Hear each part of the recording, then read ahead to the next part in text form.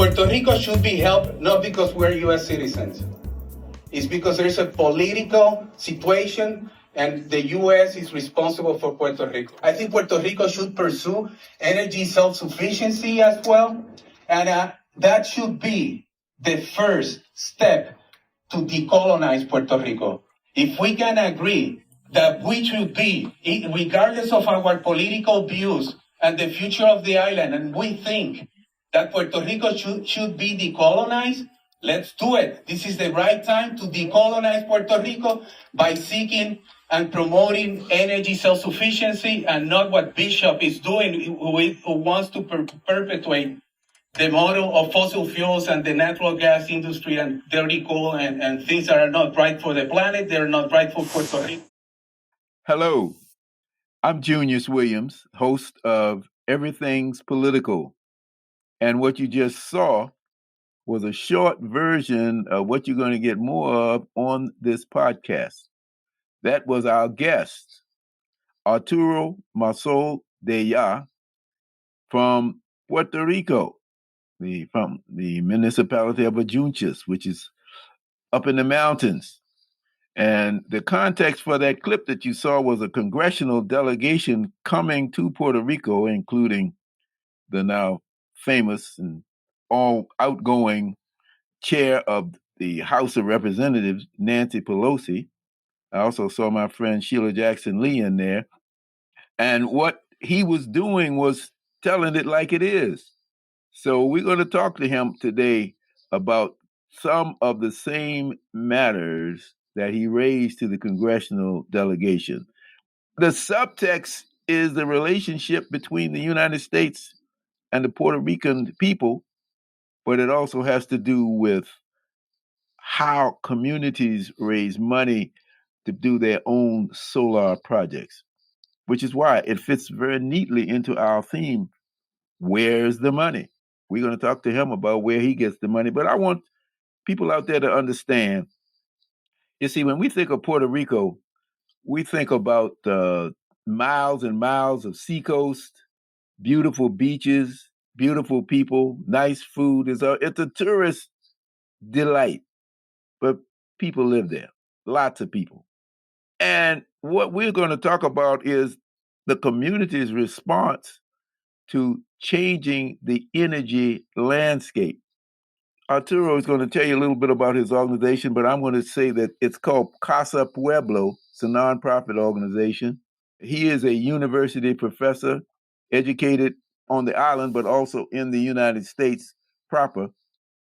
And after the impact of Hurricane Maria throughout Puerto Rico on September 20th, 2017, Arturo and his people got together and said, we need to have a community aid response that aims to change the energy landscape of a country dependent on fossil fuels to one based on renewable energy sources. So, with that, Doctor, what can you tell us about your organization and about the relationship between the United States government and Puerto Rico? Hi, it is my pleasure to be here and to engage into this conversation with you. So thank you for the invitation and the opportunity to share what we have been doing from the community point of view up in the mountains in Adjuntas, Casa Pueblo. For you that are not fully aware of the situation with Puerto Rico, we are an island nation in the Caribbean. And in 1898, it was taken from being a Spanish colony. It was the U.S. Navy that took over during the Hispano-American War. And we have been a U.S. territory ever since. So we are a colony, period. They can mask the political reality of Puerto Rico, but all of the political power resides at the U.S. Congress. We might have a local government, but it's for local administrative purposes. The main issues are not decided in Puerto Rico. And yet the relationship with the U.S. have been growing ever since. And I can tell you that more than half of our people are living already in the U.S. Initially, They moved to New York, Hawaii, Chicago, but there's a big Puerto Rican community that we don't call ourselves Puerto Rican American. If you ask Puerto Rican in the US, they will name themselves just Puerto Ricans. So that is how strong our cultural identity, our genetic identity, our cultural identity, our geographical identity with the island in the Caribbean, Puerto Rico, is all about it. In Casa Pueblo, we have been organized for 42 years. So we have been defending the land from unsustainable proposals like an open street mining, mega mining proposal in the 80s. But we evolved right away from the protesting part to proposing alternative and assuming the responsibility of those proposals. So that's how we like to use our energy. We have a cultural center, we have a radio station, a lot of educational programs. We have a school of music, a choir, arts, a school being built inside a forest, and many, many services that are provided to the community, always promoting community self-determination. Puerto Rico cannot self-determine at the island level because of this political relationship. But the question is, can we exercise somehow social power to engage in self-determination activities? And that has to be by breaking the model of dependency, economical dependency, energy dependency, and many others. That's what Casa Pueblo is all about. You know, these storms that have come recently have underlined a lot of what you have said in the minds of a lot of my Puerto Rican friends. Not only the culture from the standpoint of what we think about the Spanish speaking, the music, etc., but people are saying we got to do something on our own because we're not getting what we need to get. And the reason I wanted to do Puerto Rico is to point that out to folks. Actually, it reminds me the whole storm situation and how that impacted upon the culture reminded me of Hurricane Katrina in New Orleans in 2005 with all of those people and the president of the United States saying, I sent somebody down there and that somebody wasn't doing a damn thing, whoever it was, I forget his name. And it just seemed to me that Hurricane Fiona and the one before that, Maria, just underline the whole thing. You're not getting what you should be getting as citizens of the United States of America. Yeah, it's a complicated relationship, let's say, and it's very unfair. The political decisions are basically hosted at the US Congress, and the money that is being allocated to Puerto Rico here and there is basically dictating the agenda. And that agenda is shifting all the time based on what people in DC are thinking about and resources that are available. It's not like we are engaging into a national agenda of what should be done in Puerto Rico in long terms and sustain that path. It's always changing from here and there. And that's part of the problem. What we have seen is that the administrative framework, the government, the local government is collapsing. Colonialism has collapsed in Puerto Rico because it's highly corrupted. It's highly corrupted because they are basically administrating money here and there again without any long-term commitment with Puerto Rico's future. And that has to change. We need to see Puerto Rico in a different way. And the relationship, which is there, is real, needs to be redefined somehow. Hurricane knocks out power in Puerto Rico. Warnings of mudslides. That's one headline from the New York Times on September 19th of this year. Then it says, Fiona's fury fractures Puerto Rico's shaky grid. Another headline. What makes the system so vulnerable? And that's what you guys do, isn't it? You add to the solution. So let's talk about the problem a little bit, about the grid. Yeah, that issue that you raise is very important. the energy system, which is based on centralized fossil fuel power plants dependent upon transmission and distribution lines. That setup to power Puerto Rico is kind of obsolete. It's based on 20th century, let's say, way of thinking. But when you're confronting climate change and the reality of hurricanes and the strength of the hurricanes and the magnitude of how that heat is actually complicating these storms with heavy rains, prolonged rain events, landslides, and so on, it's very difficult for us in the Caribbean to confront that reality. We have to build climate adaptation as we are moving forward.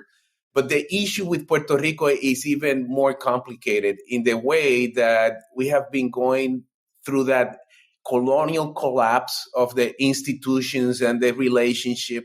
And we are confronting this period of economical crisis for a long time, like 10 years. And what had been done is that the power authority was disinvested for a long time. And when Hurricane Maria came in 2017, of course, the system collapsed. In our community, we were the last 30% where energy was restored after the storm. Some areas up to a year or more without power. Imagine that living in Puerto Rico and all of the consequences on food, health, care, and all the basic services for people who live in remote areas. So because it was disinvested, you see all of the consequences. And I think about Katrina, pretty much the same. Because it was disinvested, it was used as an excuse, what happened after Maria, to privatize the public utility. So that disinvestment paid off, let's say, with their political views to take away the public utility, and people were really angry at them. And it was used as an excuse to privatize the utility, and now it's in private hands and is worse than before. So it's where you see how, disaster capitalism, let's say, we have been suffering from that, is a real issue. Arturo, as I'm listening to this, one of the things that keeps popping in my brain is this feels like something that everybody should know about. There seems to be some headlines about it, but is this regular conversation in your community, or is this conversation only happening in spaces like your organization? And it sounds like you're doing quite a bit of work to propel the conversation. Yeah, I think it's been discussed somehow, but not at the level that should be.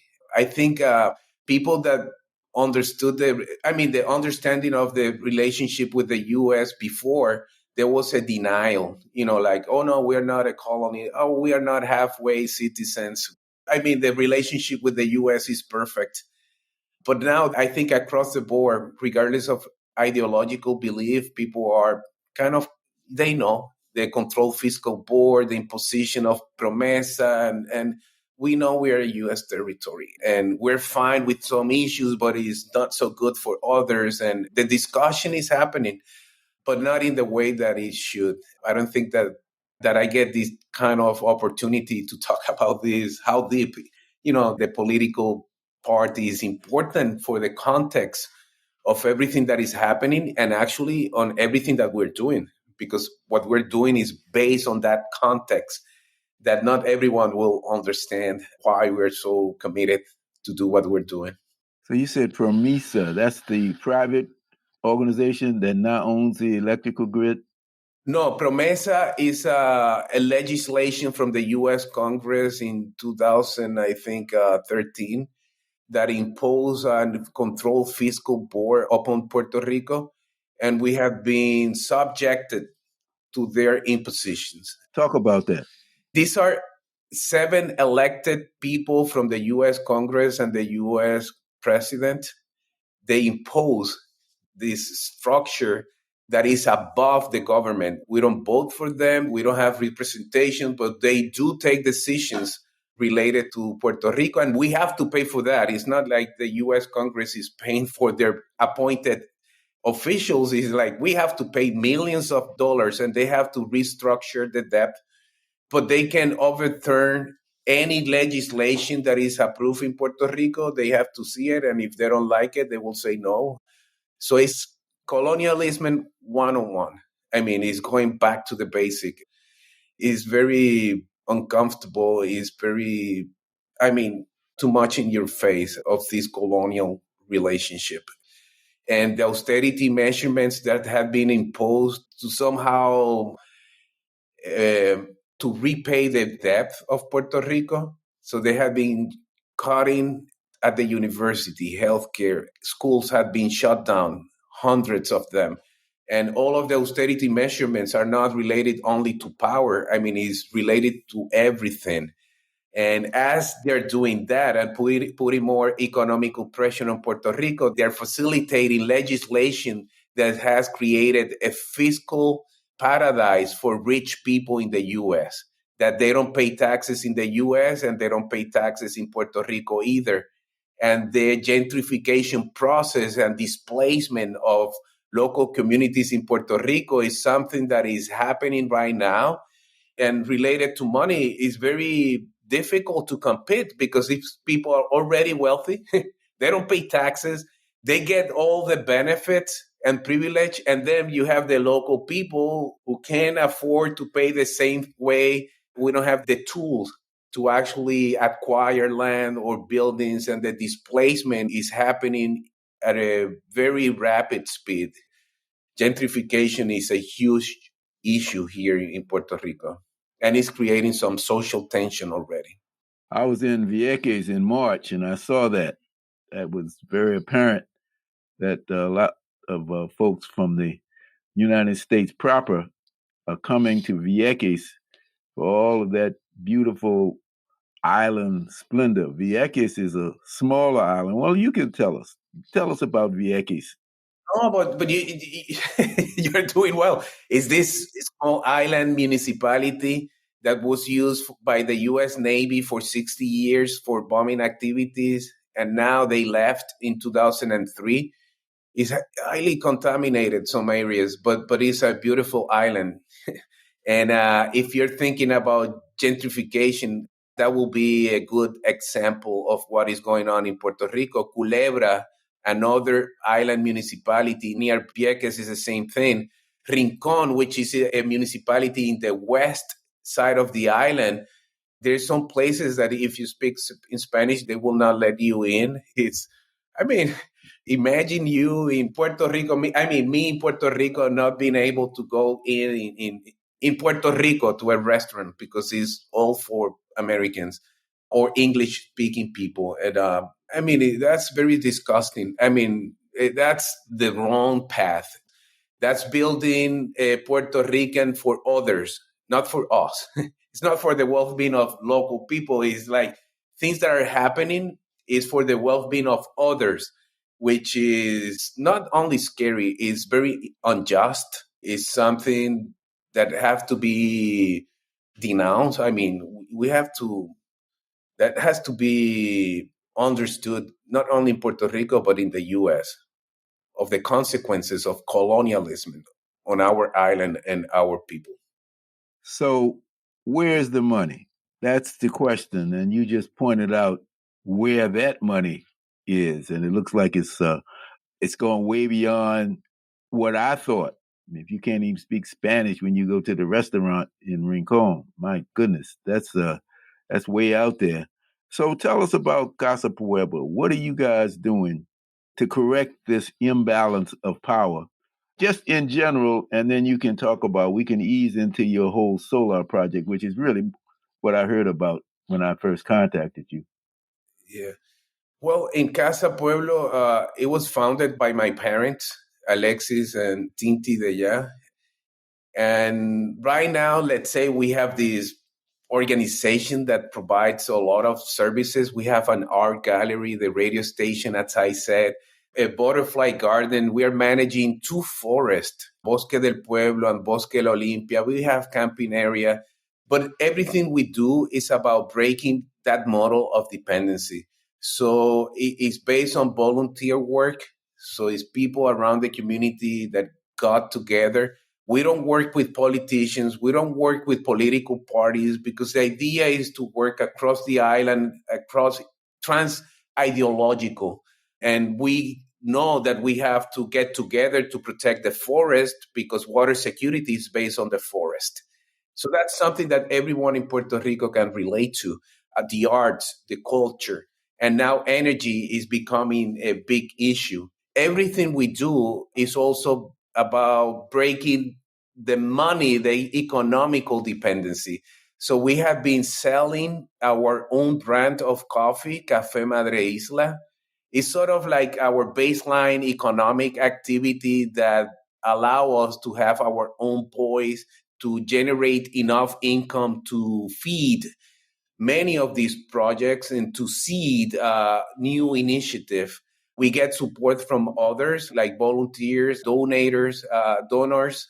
We have some philanthropic groups, people in the diaspora that they know what we are doing. And all of a sudden, we're getting support, like fueling what we're doing in Casa Pueblo to have a broader reach.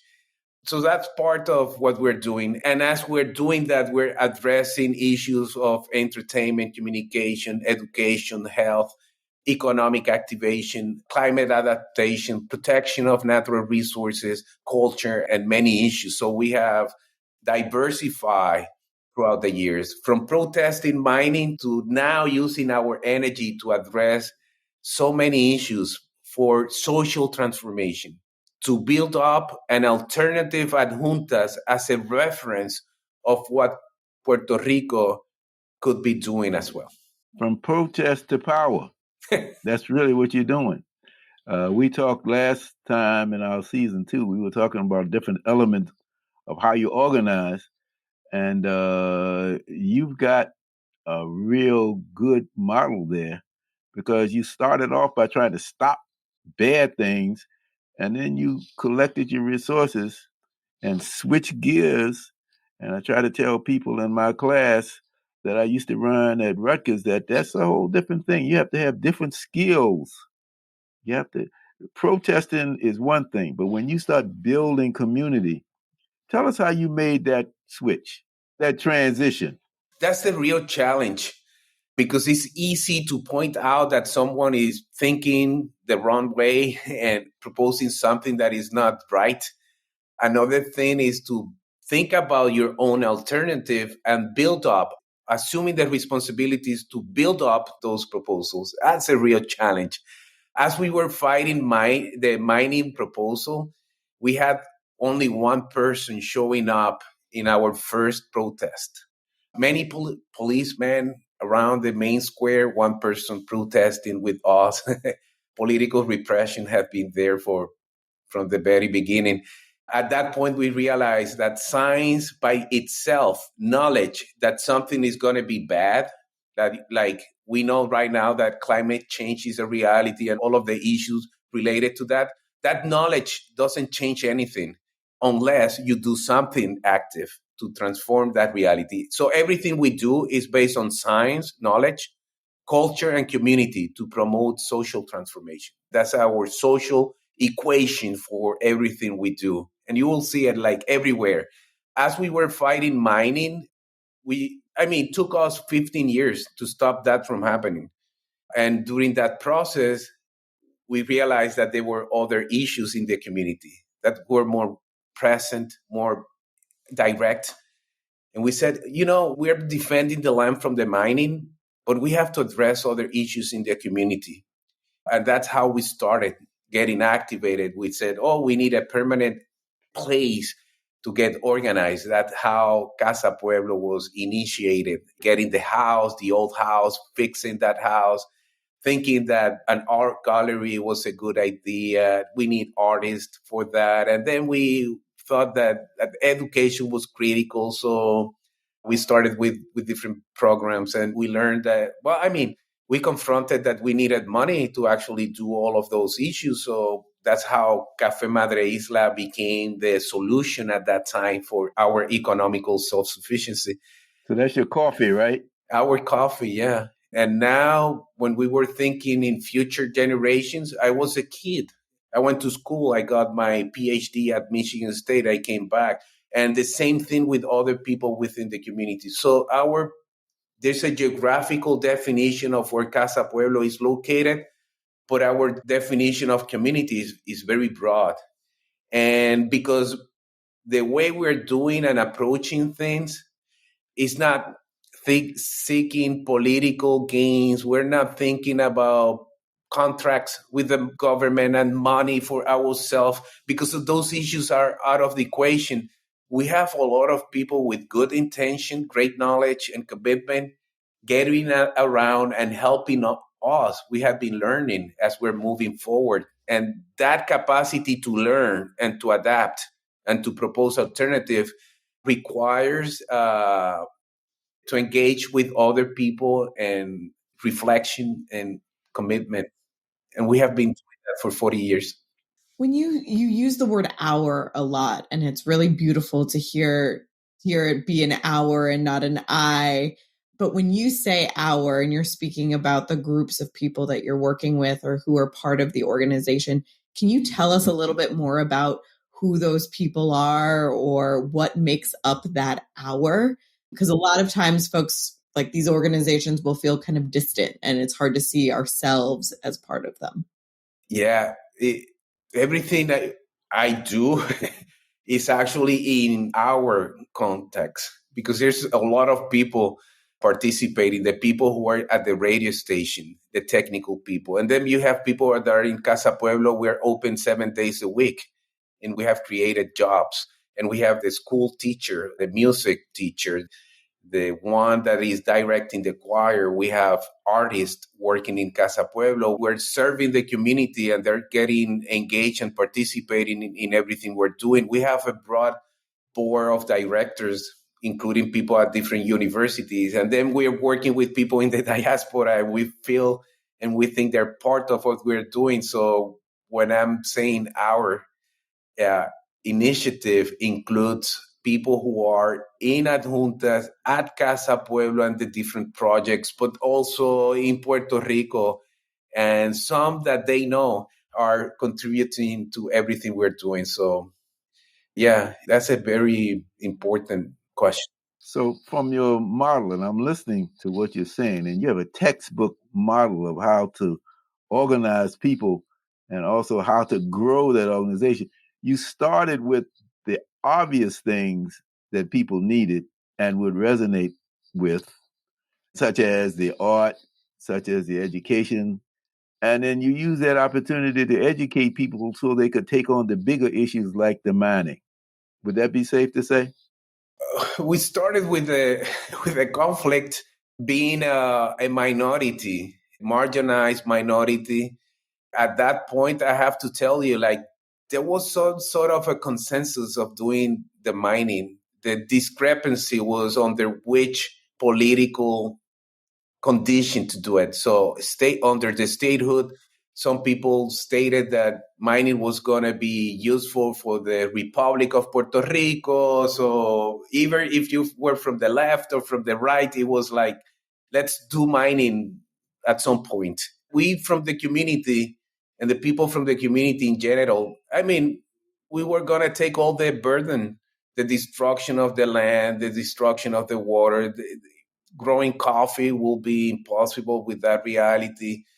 And at that point, we decided, the ecological ideas, the values of the ecological services from that area, the integrity of the land for the people who live in that area is more important than any, political ideology under which circumstance do the mining. So we opposed at that time, and that's how we got so marginalized. We were a minority at first, but we were even more of a minority because of that statement at first. But that was very important because that's how we built eventually. We're not a minority anymore related to open street mining. People now understand the value of water and the forest and all the ecological services. The same thing happened with the energy infrastructure. In 1999, 24 years ago, we decided to do this humble solar installation when we started managing Bosque del Pueblo because we said, we have to back up our ideas with actions. If we're managing state land, forest, the greatest threat to natural resource conservation and for the conservation of biodiversity on this planet is to confront the fossil fuel economy, period. So we decided to establish that solar installation. It was very expensive, not cost effective according to some other people, but it was the greatest investment that we have done because we learned, we got into this process of adaptation to the technology. We were experimenting with the technology as well. We upgraded and now we have a fully solar operation, but that's how we started with the energy insurrection, the way we call it, to build up energy independence for the island. We were a minority in 1999 as well with the alternative. And that's have been our life, becoming ideas that are not mainstream ideas for the government or the way the economy is being run in Puerto Rico, and using science, culture, and community to transform that reality. And we have seen changes, not from the top down, not from politicians or from the government. We see it not only Casa Pueblo, I mean, in other aspects in Puerto Rico, like the confrontation with the U.S. Navy at Vieques at some point, with the mining, with the energy issue, with culture, with the protection of natural resources, is mostly social power.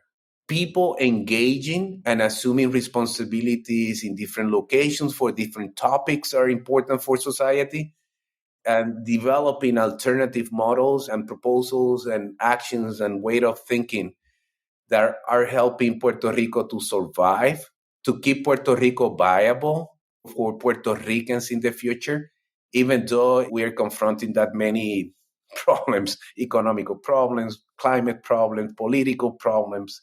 I mean, the challenges are everywhere, but the opportunities and the models and the references are out there as well.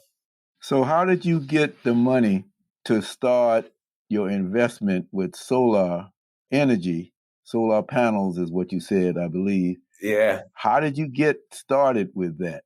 People need to know that in communities everywhere, because the sun is everywhere. How did you guys do it? The mother was necessity, because you had all of this blackout, brownouts, all of these things. The power grid was antiquated, wasn't being fixed. That propelled you, but how did you get the money? So for the first installation that was upgraded in 2017 before Hurricane Maria, that gave Casa Pueblo the capacity to produce power at the point of consumption for the radio station, for the house and all the operation, energy storage for operation as well. We never had confronted a power outage in Casa Pueblo, not with Hurricane Maria, not with Fiona, because we're producing energy where it's needed on the rooftop of this infrastructure. And everything that is related to that infrastructure, the benefits are already for the community itself. That was sponsored by Casa Pueblo itself, by Café Madre Isla. We have engineers, our own engineers. We have an electrical engineer from the University of Puerto Rico that is part of our board of directors. So we get knowledge, we get support in one way, and the economical part for the infrastructure, that was initially from Casa Pueblo. After Hurricane Maria, what we have been doing is the landscape energy transformation process. And we have done over 300 installations, including more than 100 houses that requires energy security for health reasons, people who with chronic diseases that needs dialysis or respiratory treatment or requires to store medication and so on. We have done many of them. We have done grocery stores in rural communities for food security. We have done restaurants, La Lechonera Solar, for example, for prepared meals that were very important after the earthquake sequence of 2020. We have done critical infrastructure. The fire station is operating with solar power because communities, we promoted that and we made that happen. We have done the elderly home. We have done businesses for economic activation, the barber shop, the pharmacy. I mean, like dozens of them.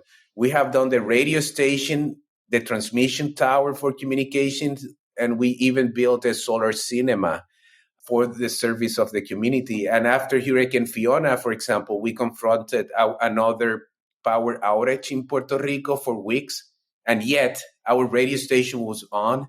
People were going to the solar cinema for free. The barber, he kept working, earning his way of life because he was producing his own power. The fire station was getting calls for rescue missions elsewhere in Puerto Rico because they had power and the calls were getting through adjuntas. And from there, they were coordinating rescue missions by alternative means of communication. So we were not safe completely from Hurricane Fiona, but we were in a better position to respond, to bounce back, to regain some normality within that crisis. And for many of those projects, what we have been getting is people who are supporting Casa Pueblo for those special projects. Foundations like Empowered by Light from San Francisco that help us with the fire station. The Alex Honnold Foundation, he's a climber. He has the Honnold Foundation helping solar projects everywhere in the planet. He learned about Casa Pueblo and he approached Casa Pueblo. It's not like we're going out. We're getting calls in and say, oh, I want to help Casa Pueblo on what you're doing. Oxfam America, Puerto Ricans in the diaspora. LA for Puerto Rico was a group of Puerto Ricans in LA that got organized. They raised money and they said, we're not going to send that money to the government because it's going to be mishanded and they know how corrupted they are. We're going to be helping directly people who are helping the community. And it's not Casa Pueblo. I mean, we're places in Puerto Rico that you had social organization groups, the responses were very different to places that you don't have that social structure. And Casa Pueblo was able to gain resources that got amplified by many ways. If you think about how money is being used from the community point of view and it gets amplified, we don't get profit from there. We don't have indirect cost. People will add to the bucket and you have for one house, now you're doing two. And so you get a lot of synergy when you're in this kind of context. And this is opposed to the way money had been allocated by the U.S. Congress to Puerto Rico. We have been governed like with this illusion that we're getting money and tons of money and billions of dollars from the U.S. Oh, that's for roads. This is for health. This is for here and there. But when you see how much money had been allocated, for example, for the Power Authority, and they said $13 billion. $13 billion. And when you look around where that money is, well, for each dollar, you have, let's say, 40% indirect cost by federal agencies that are managing the money. And then because all the compliance with the federal process is 15, 20% more expensive. And then they use that money to buy all the supplies in the U.S. And they send those resources to Puerto Rico in U.S. vessels, which is the most expensive ones in the planet. And they hire U.S. labor force and U.S. companies that managing the money. And when you see how that money is translated in impacts, the direct impacts on Puerto Rico is a fraction. It's actually those allocations have been activating the U.S. economy, not the Puerto Rican economy. That money that has been allocated, that they say, oh no, we're spending money in Puerto Rico. No, you're not spending money in Puerto Rico. You're spending money, the U.S. money that has been allocated to Puerto Rico is being expended. And the return of that money to the U.S. economy is almost right away. It's almost immediate. And the impact on Puerto Rico is good. You have the cables and the poles and you have something fixed, which is fine. I think is good, but it's just a fraction. And people are getting disillusioned that with all the money that has been allocated to Puerto Rico is for all of us to be millionaires right now. And you don't see it. That's actually the conversation we just had is about what happens when we just give the dollars back to the citizens and let us individually live. But a question that I had as we're talking about money and funding is, as your work is growing, as more people are becoming interested in the work that you're doing and want to help support it, how are you looking at your sources of contributions or who might want to donate to the work? Do you feel any pressure to kind of check the sources? Do you feel pressure to make sure folks are coming into the space with the right intentions? Yeah, it's not that easy when you're on the ground. Yeah, really. We have to say no to those that will compromise, and we know will compromise what we're doing, will not take that money. We have to say no to, I can tell you, because I'm managing part of that, like hundreds of thousands of dollars. Like we say no, basic, thank you, but no. Checking for the source of money is not that easy, but we are not using that money for Casa Pueblo. It's for the special projects, and it's impacting directly the community. So it's being used right away. But yes, there's a lot of pressure. The one that I'm feeling more is in the long term. I mean, like you have to support the community with a long-term commitment. In my case, as my parents are getting older, me as well. We have put all of the resources of Casa Pueblo in a trust that belongs to Puerto Rico, but we need financial security for the next generation as well. So we have like a trust that will generate some basic income, recurring income that will allow Casa Pueblo to keep going, even if we are here or not. We're getting donations directly by people through tools that we have in casapueblo.org. So if people want to support directly with money, we have gotten, without asking. And I can show you, like after Fiona, we never ask for money. And we got like, I don't know, like $60,000. It's not huge, but it's significant to what we're doing by the kindness of people who they know what we're doing and wanted to help. And that solidarity is actually a driving force on what we're doing. I think along the way we have perhaps made some mistakes, but we're not afraid to move forward. We know we're gonna get hurt as we're moving. So what does it cost to build a solar system for one house, one unit? And how many units do you have wired at this point? Yeah, for one of these houses is like $8,000-9,000 each. What we're promoting is 50%, 50 with sun, like 50% of the total energy demand being met by solar power at the point of consumption, at this point, to guarantee basic loads, the fridge, the lighting, communication, and medical equipment. So if you have like an AC unit or you have the big TV, we're going to be helping you for the critical loads. If something happen, energy storage for that. And that's how you can reduce the cost of one of these installations. You have to get people educated. Many of these installations will be kind of automatic, that if power from the central utility is not there, energy will be used from the batteries, but only for those critical loads. And it's to save the battery, which is the expensive part. The solar generation is quite easy. So we have done over 100 of those. Now we're doing a microgrid in downtown Adjuntas, and we're almost to be done with that project with Alex Hono as well.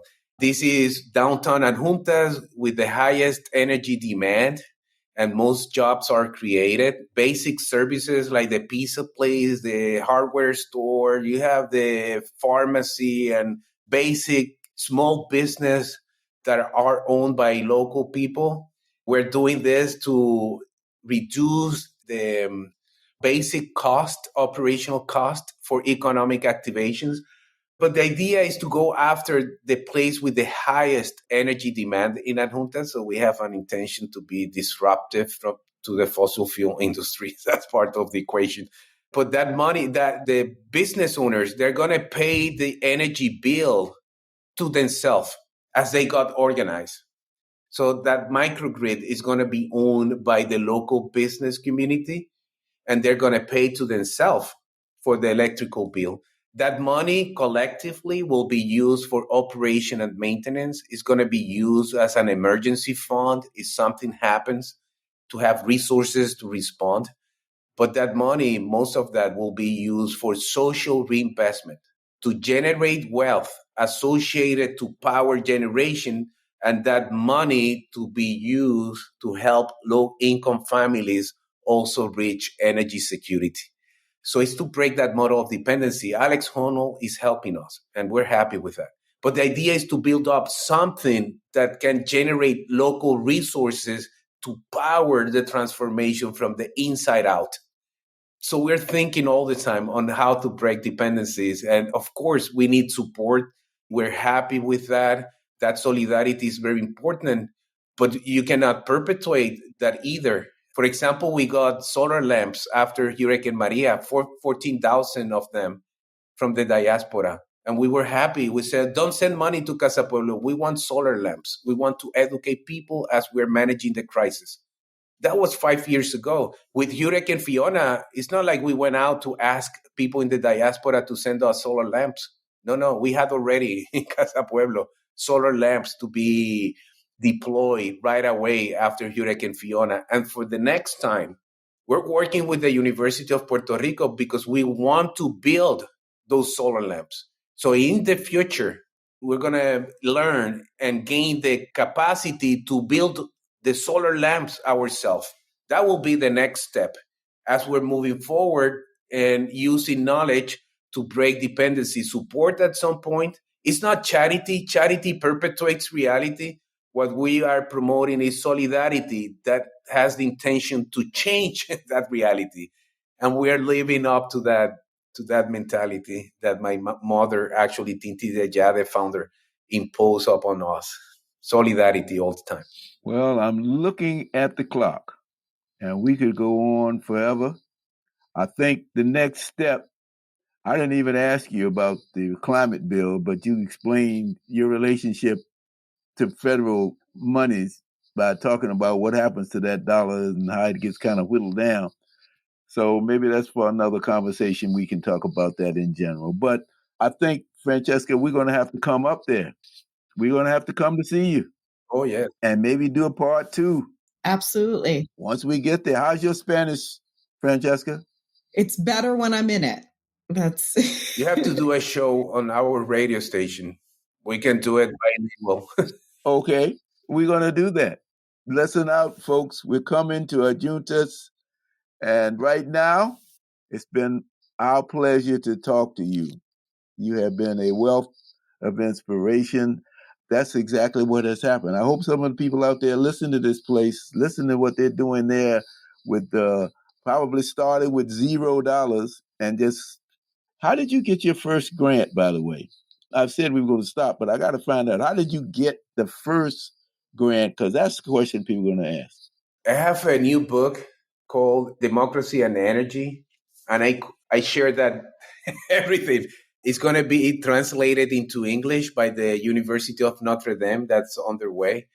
But we got a phone call, basically. People have been calling us. They know what we're doing. And I was in the middle of the airport getting some supplies for the community. And I got a phone call from someone at New York to say, we have allocated this amount of money for Casa Pueblo to do whatever you want. We trust the community and your knowledge and your commitment at what you're doing, and we're going to support you. And after that, all the people have been doing the same. It's very weird, but I think it's the action. It's what is being done that creates a reputation and that commitment that builds trust, and people kind of trust what we have been doing. We have been blessed with that. Thank you. You have been a blessing to us, and we're going to see you in Puerto Rico. Bye-bye. Take care. This is Junius Williams, your host on Everything's Political. Everything's Political podcast is sponsored by the Center for Education and Juvenile Justice and supported by the Terrell Foundation and listeners like you. It is produced by Mosaic Strategies with theme music by Anthony Ant Jackson. Like what you hear? Subscribe to Everything's Political podcast on Spotify and follow us on Facebook and Instagram for exclusive behind-the-scenes content.